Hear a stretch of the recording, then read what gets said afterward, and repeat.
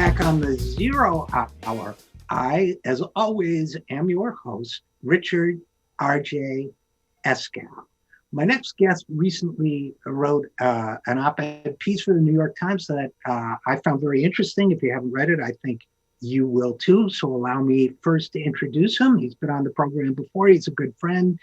Zachary D. Carter is the author of the recent best-selling book, The Price of Peace, Money, Democracy, and the Life of John Maynard Keynes. He is currently a writer in residence with the Omidyar Network's Reimagining Capitalism initiative. He spent 10 years as a senior reporter at HuffPost, where he covered economic policy as well as politics. And he joins us now. So first of all, Zach, welcome back to the program.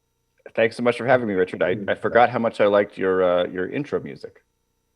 Yeah, everybody likes it. We're going to do a supercut someday of people bopping to it because a lot of our guests like kind of groove to it while we're playing it. So, that is a group called Lettuce, as in the vegetable.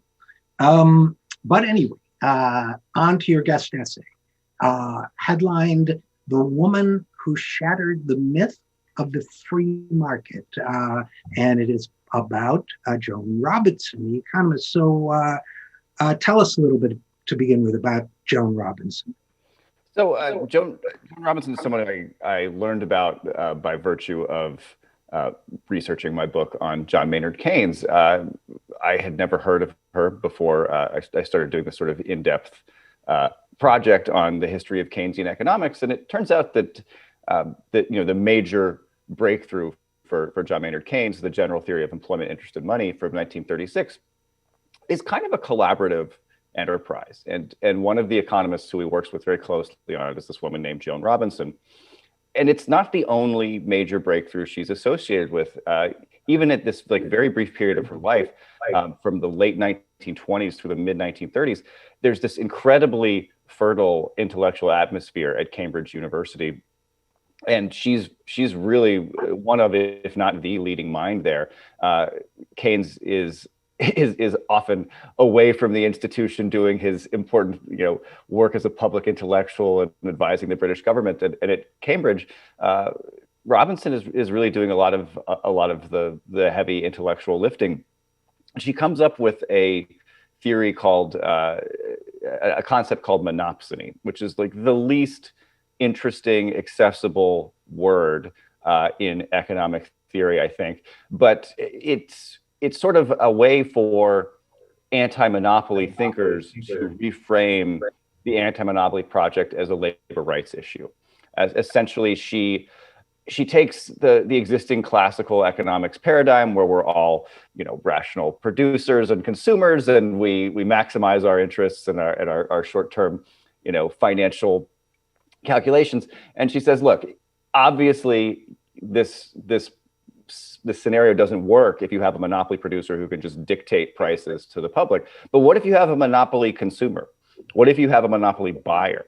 And what if that buyer is your employer and what they're buying is your labor?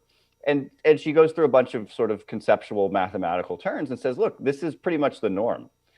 Anybody who is being employed at any given point is almost certainly to some degree being subjected to a level of unfair power from their employer, because the employer is not competing in a perfectly competitive market for their wages. And Robinson develops this theory in the early 1930s, and then just kind of walks away from it. She then goes and starts working with Keynes on the general theory.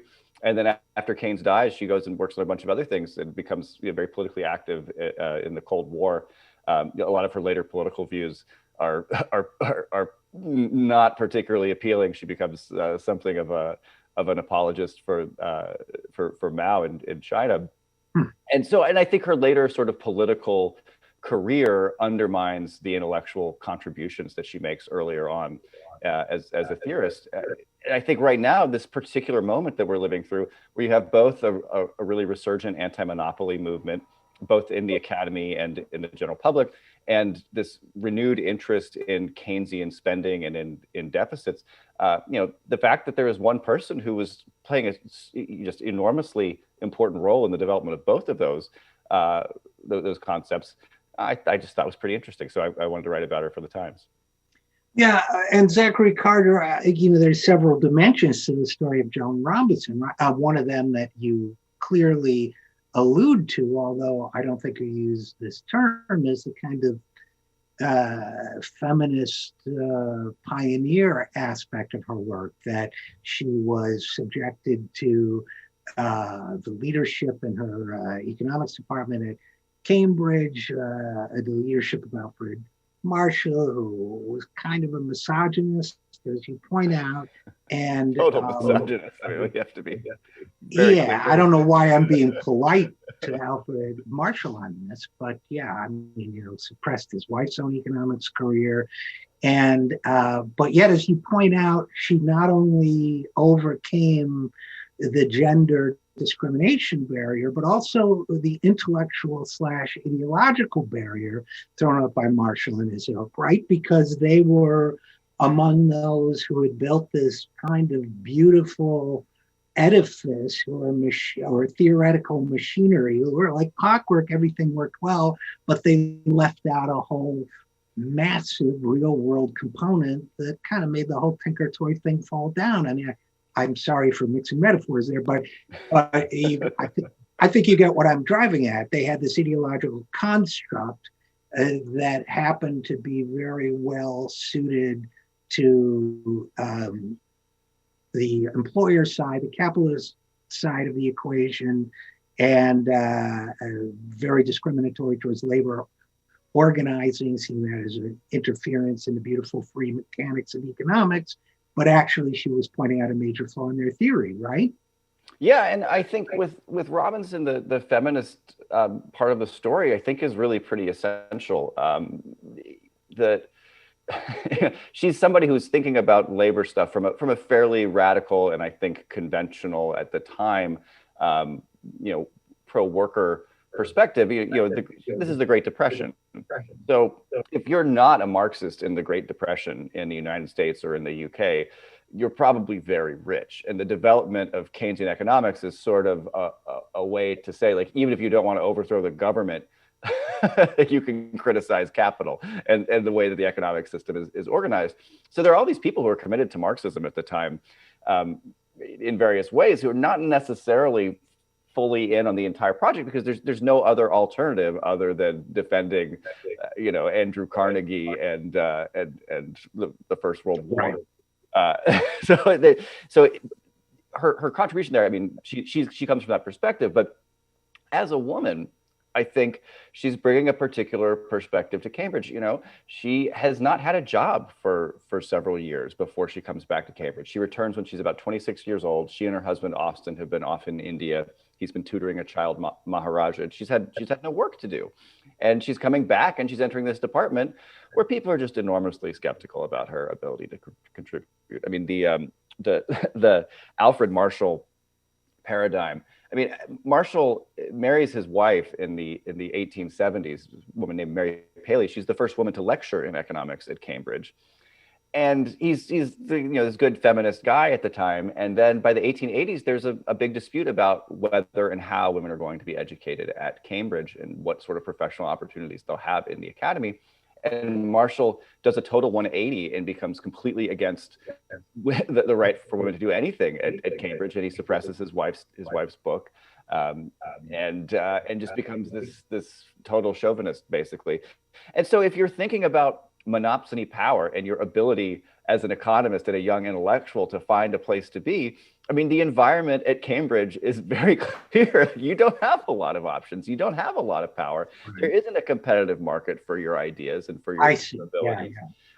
And she's paid almost nothing. I mean, she's a lecturer. She doesn't even make like a full professor at Cambridge until the 1960s.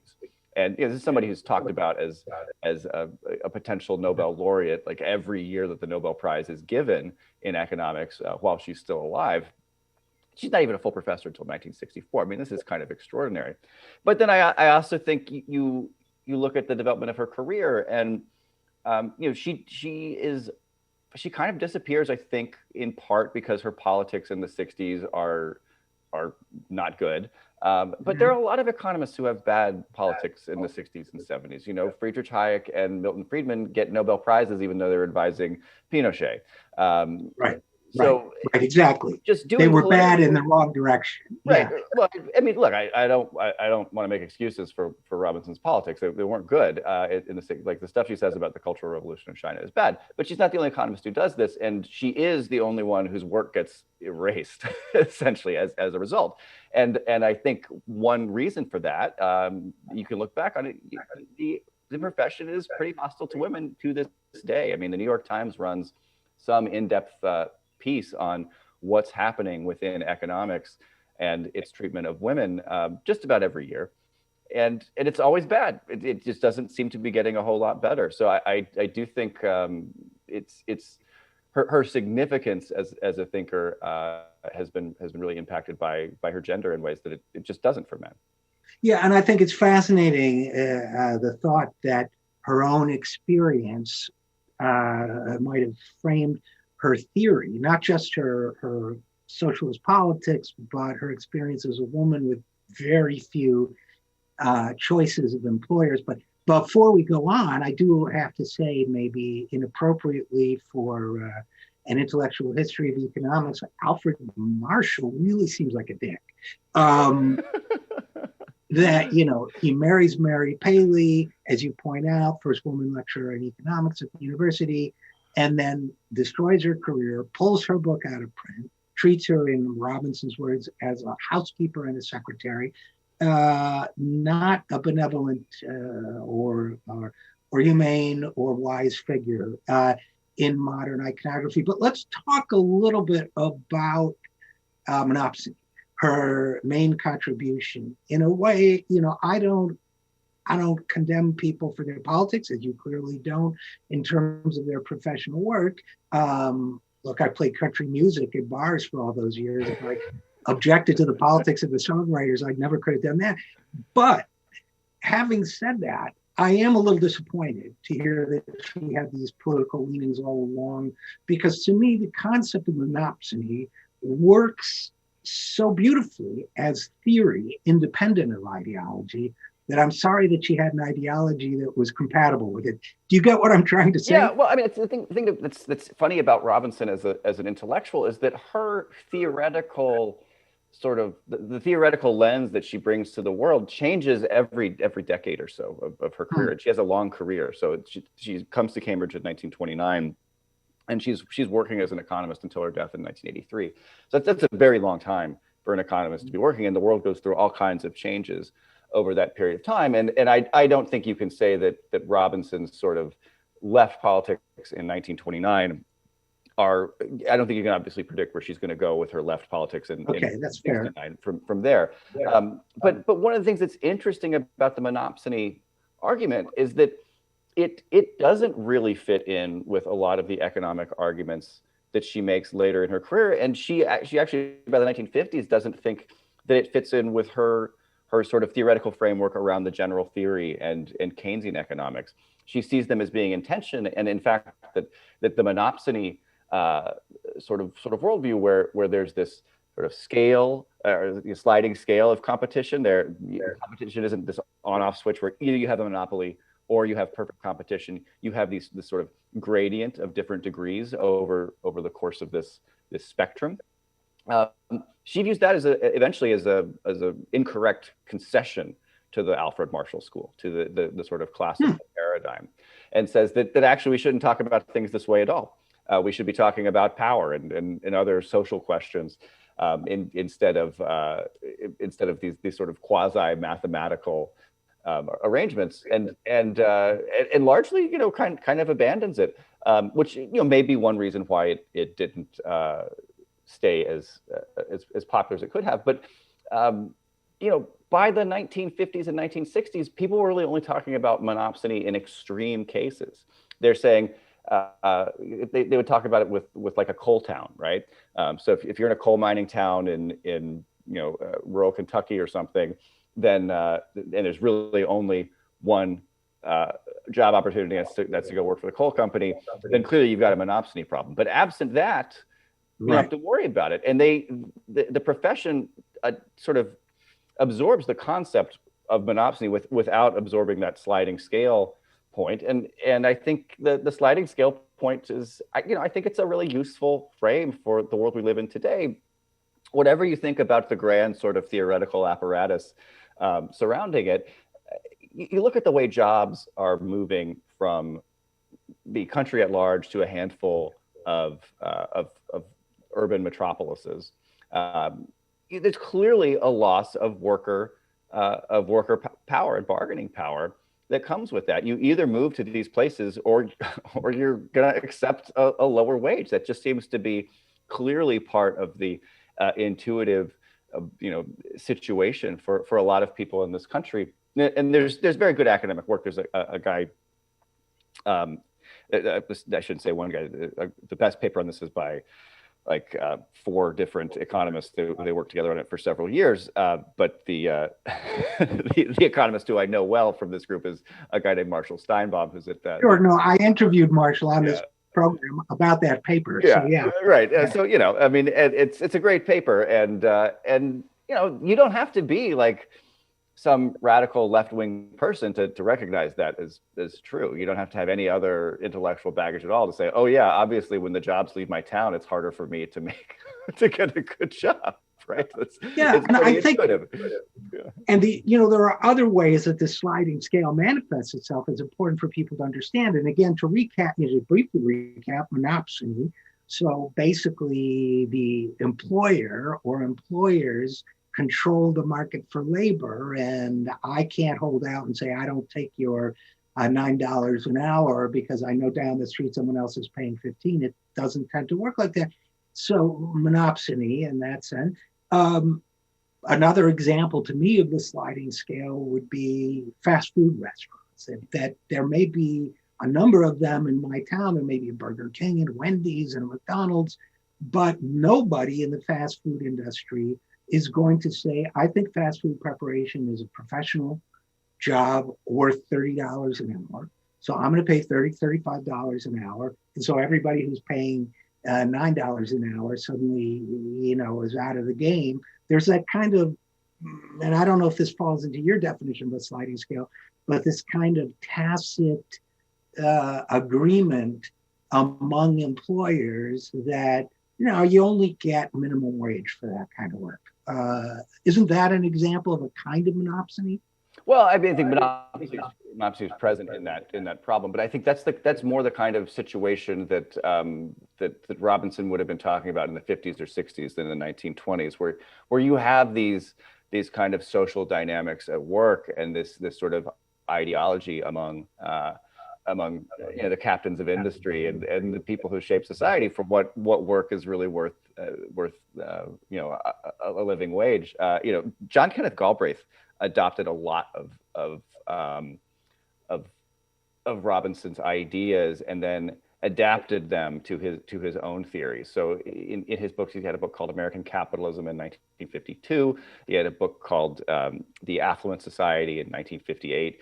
The New Industrial State in 1967. And a lot of these books sort of take for granted the idea that we don't live in competitive marketplaces and that competition and perfect competition is not something that can be realized through market forces and by trying to perfect the market. And so Galbraith has been criticized by a lot of the sort of more contemporary anti-monopoly people for being skeptical about the uses of antitrust policy to break up these companies in order to solve these problems. And they're right that I think he is too skeptical about, too dismissive of the power of corporate breakups to influence the world for good. But what he wants is not to just say, it's great for big business to dominate the world. He says we need to have an ongoing regulatory response to this stuff, and that's that you just, the work of correcting the imperfections in the market is just not something that ever gets done. You never just get to a place where things are going to work out if you leave the market to its own devices. And I think that argument is a lot more compelling in today's labor environment. Your point about fast food workers also just reminds me, the fight for 15 that the SEIU got started in 2011, something like that. Right. That was really a fight about fast food wages in particular. That if you're working 40 hours a week, if you're working full time, wherever you're working, you should be able to make a living wage. But they're really concerned with raising the wages of fast food workers. And one of the things that's kind of interesting about that $15 minimum wage argument is that a lot of industries that were paying better than $15 have now said, aha, $15 is the level at which we are sort of morally allowed to pay people. We can reduce our wages to 15 and people will say we're great. And one of I think the most aggressive employers doing this is Amazon.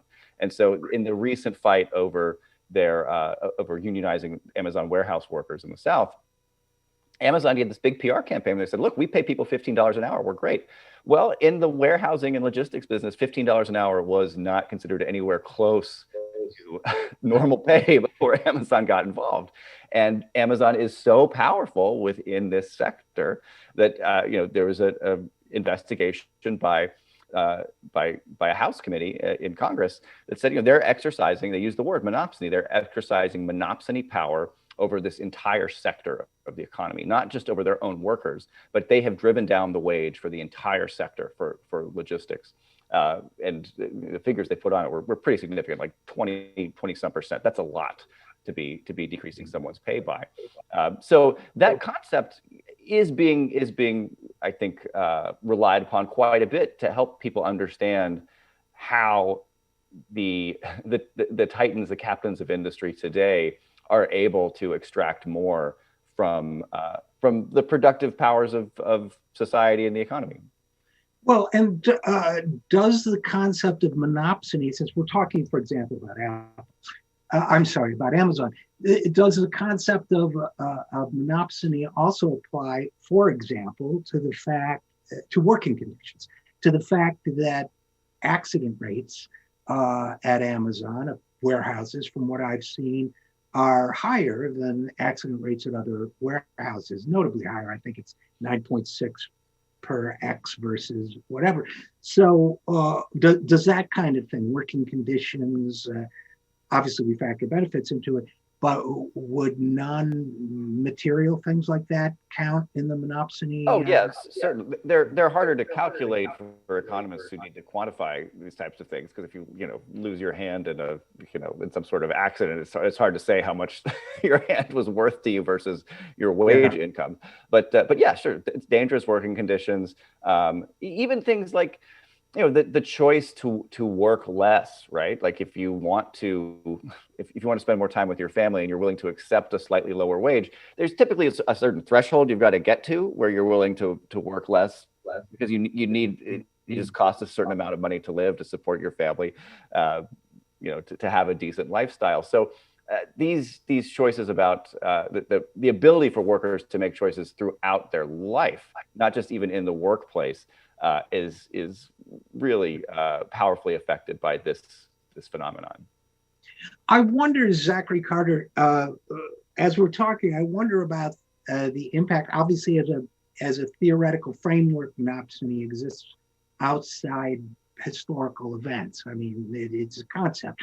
But in terms of application, I wonder to what extent monopsony conditions have been affected, and if so, presumably worsened by 2008 financial crisis, the pandemic, and so on. We read about terrible conditions for workers of color, millennials, or getting doubly hit with both financial disasters.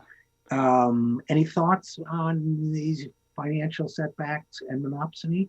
Yeah, two thoughts. So recessions and economic cataclysms in general tend to be bad for corporate concentration. In the sense that they create more corporate concentration. So when you have a recession, the most fragile and tenuous businesses in just about every industry are the most likely to go under. They tend to be smaller.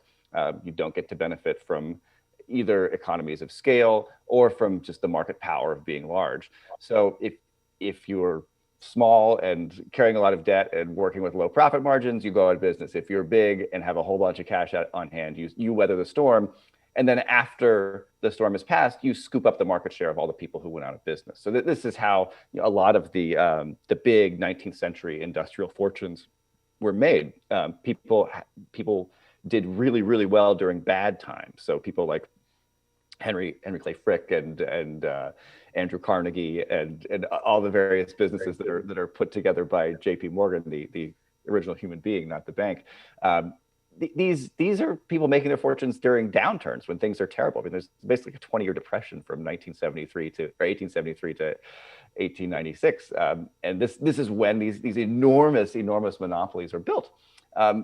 We absolutely saw it happen after 2008, and I'm completely certain it's ongoing right now as a result of the coronavirus pandemic. I mean, there's been, in this crash, this is the second point I want to make. In this crash, there has been a more concerted government effort to sort of countervail that phenomenon.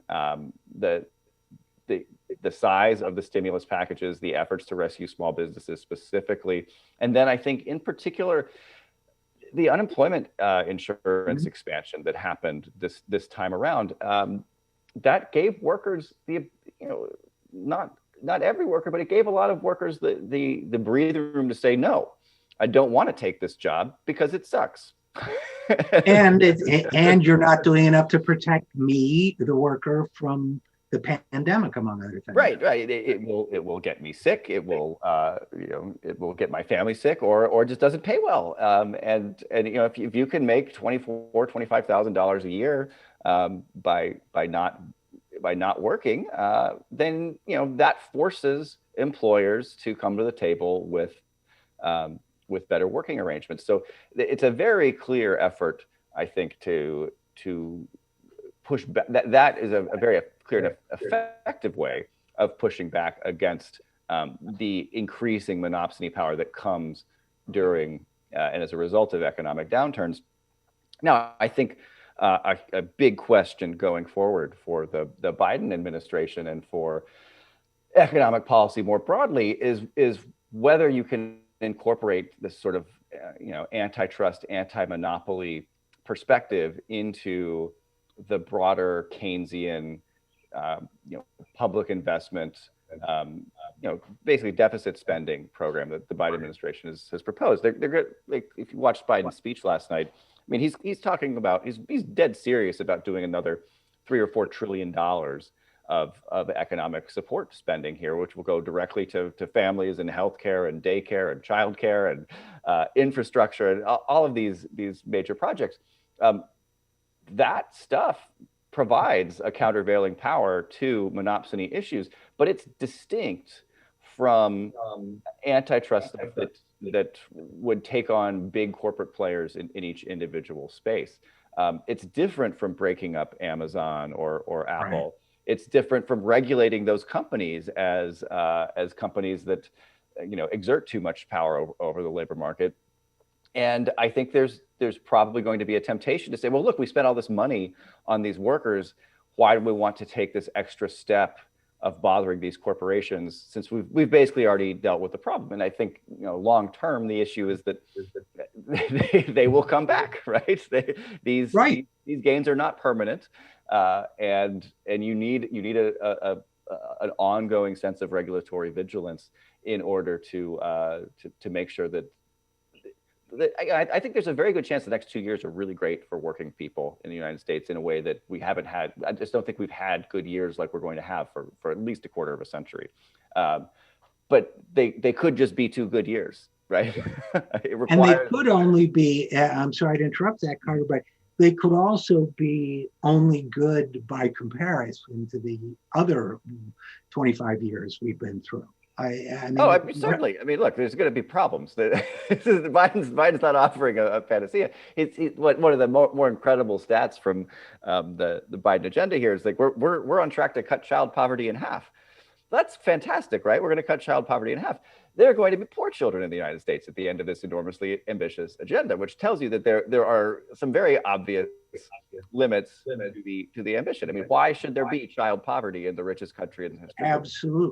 Absolutely, and that's always been the bizarre arithmetic of liberalism in a way. I mean, it's, if we can cut child poverty from 1 in 4 or 1 in 5 to 1 in 8, that's still millions of impoverished children.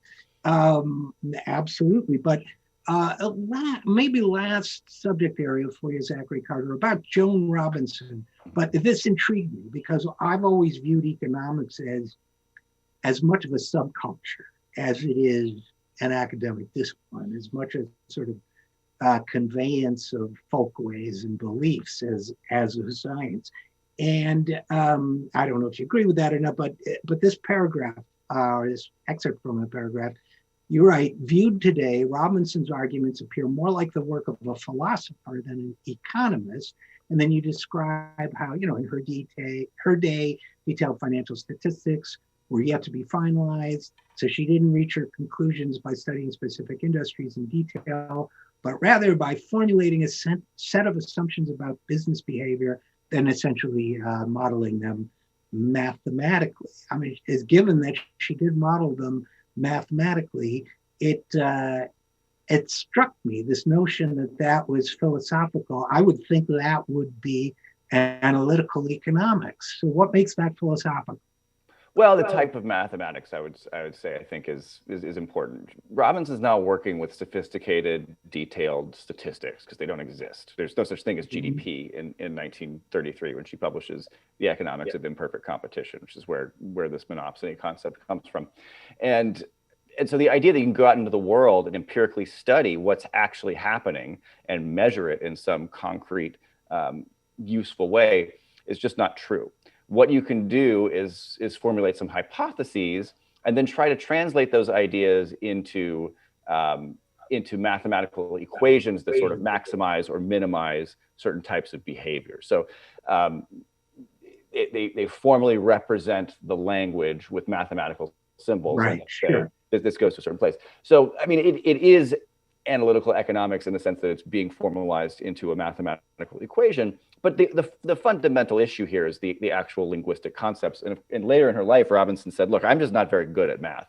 I don't like math and I'm not good at it. So I have to think. And this is one of her comments that you have to be careful with when you're talking about her from a feminist perspective, right? Because of course there's this long-standing stereotype that women aren't good at math, and Robinson just wasn't good at math. She was really good at everything else. And I think to some extent the economics profession hides behind its mathematics and has been behind it for quite some time.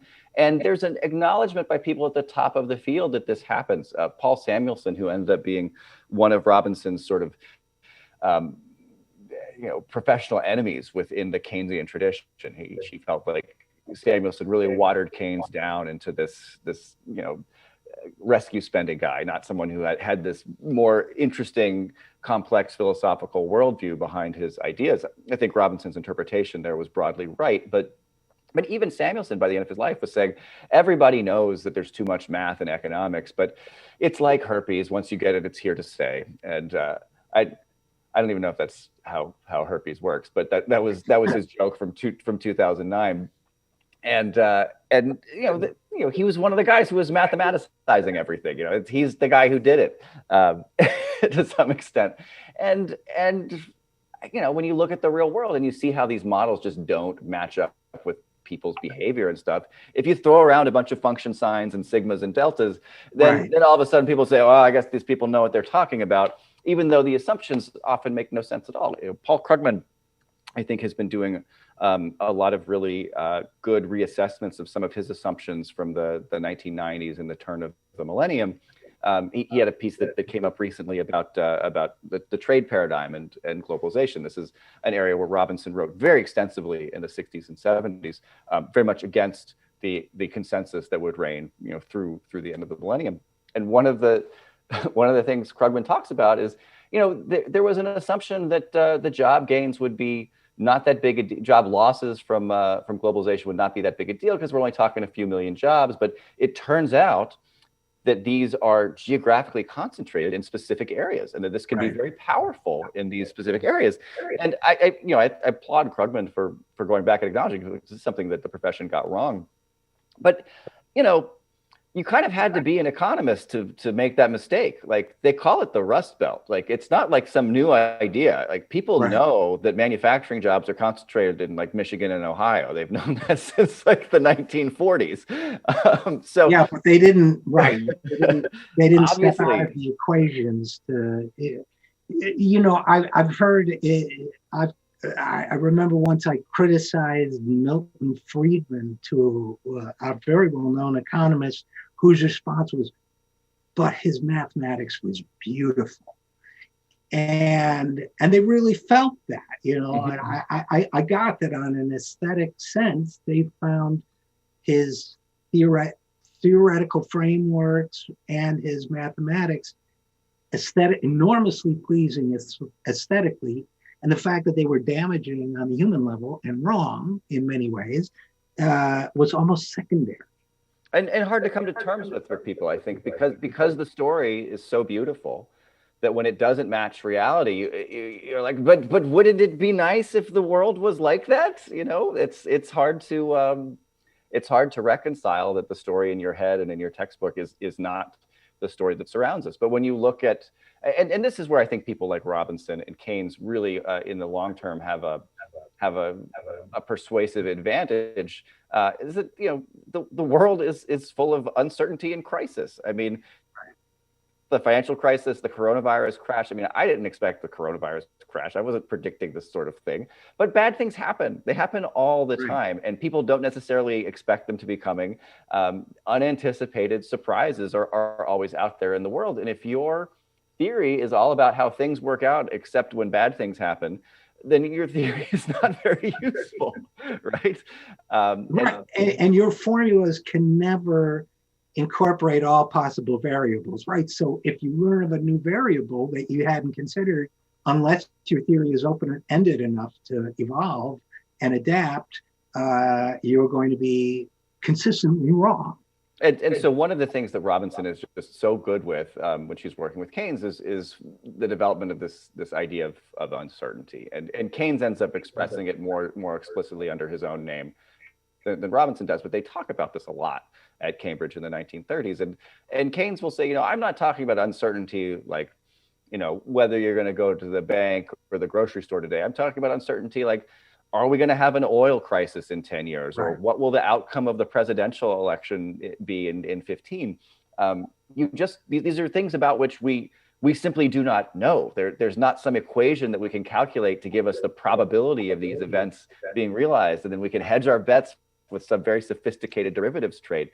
We just don't know, and you have to be able to economics has got to be able to incorporate that uncertainty into its general framework, and in order to be useful for ordinary people. And I think that's really an important contribution that the profession resists, because once you start talking about uncertainty, these mathematical equations, this mathematical precision becomes it starts to chain rather than binding you, rather than liberating you in your thought, right?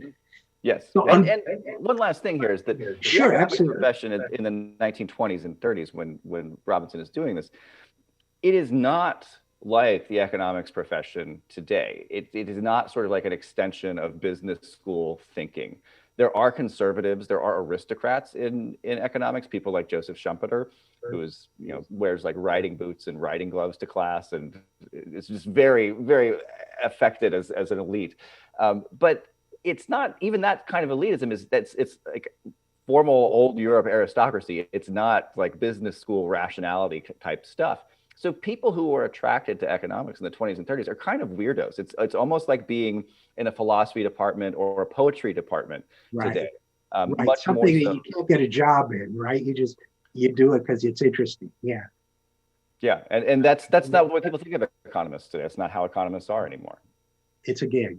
But unfortunately, we're going to have to leave it there. So Zachary Carter, author of The Price of Peace and of this recent essay in the New York Times on Joan Robinson, I encourage you to read both. And as always, Zach, thanks for coming on the program. Thanks so much for having me, Richard. And we'll be right back after this. I'm Richard RJ Eskow, and this is The Zero Hour.